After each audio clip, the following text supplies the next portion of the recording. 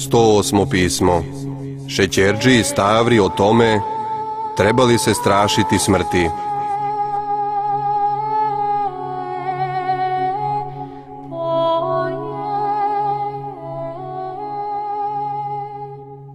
Jesi li čuo za blaženoga Vakuma, đakona, kada su ga Turci vodili kroz Beograd, okovana u dvoje verige, da ga nabiju na kolac?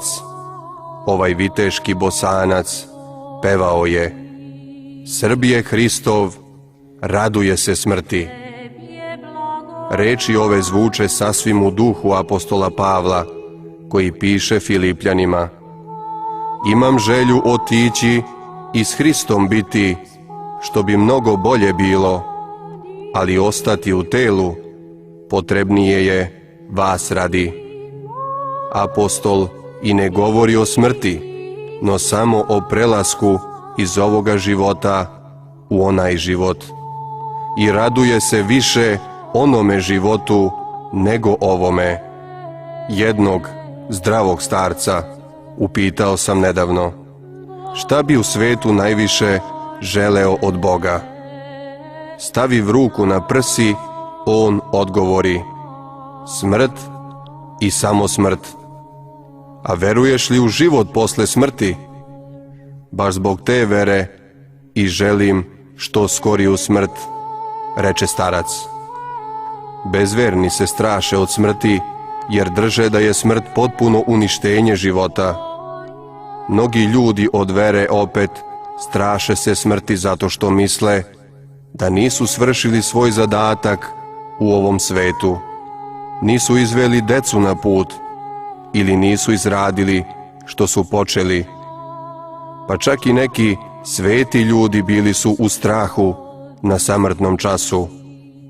Kada su angeli sišli da uzmu dušu svetog Sisoja, ovaj angelski čovek molio se da ga ostave još malo u ovome životu radi pokajanja i pripreme za onaj život.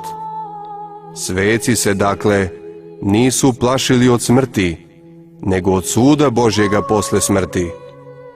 I ovo je jedini opravdan strah hrišćana koji čvrsto veruje u drugi život i u sud Božji. A bez vere u drugi nebeski život, strah je kono po vratu kojim smrt vuče osuđenike u ždrelo svoje. Život za bezverca nije drugo do vetar smrti, vetar koji diže i obara svoj mrtav pepeo. Migolji taj pepeo i utišava ga. Kada bi bezverac do kraja logično mislio, on bi morao reći da života upravo i nema. Za njega je smrt jedina vera njegova, smrt jedina večna sila, smrt jedini Bog. Za nas hrišćane pak, smrt je svršetak jedne škole, signal odsluženja jednog vojnog roka i ćuprija za povratak u domovinu. Upravo smrt je sama po sebi ništa za one koji veruju Hristu. On je rekao Marti, a to govori danas nama: ja sam vaskrsenje i život, koji veruje mene, a koji umre, živeće.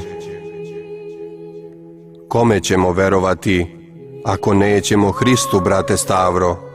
Ljudima ne možeš da veruješ ni kada kažu svoje ime, još manje kada kažu platit ću ti sutra, a najmanje kada govore o stvarima dubokim i visokim. Van Sina Božjega niko ništa ne zna ni o smrti, ni o onome što nas čeka po smrti. Ali on je znao i javio i pokazao. Njegova pobeda proždre smrt, po rečima apostola. Šta onda imamo da se plašimo od onoga što je proždrto vaskrsenjem Hristovim? Ne lepi se strah smrtni za prilepljene uz Hrista, pobedioca smrti i životodavca. Ipak, jedan strah ostaje, potpuno umesan i opravdan.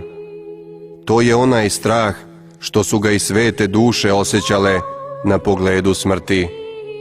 To je strah ne od smrti, no od nespremnosti za onaj besmrtni život. Strah od nečistote svoje duševne, jer nečisti neće vidjeti Boga ni pravoga života u svetim nebesima. Gospod neka ti je hrabrost i uteha.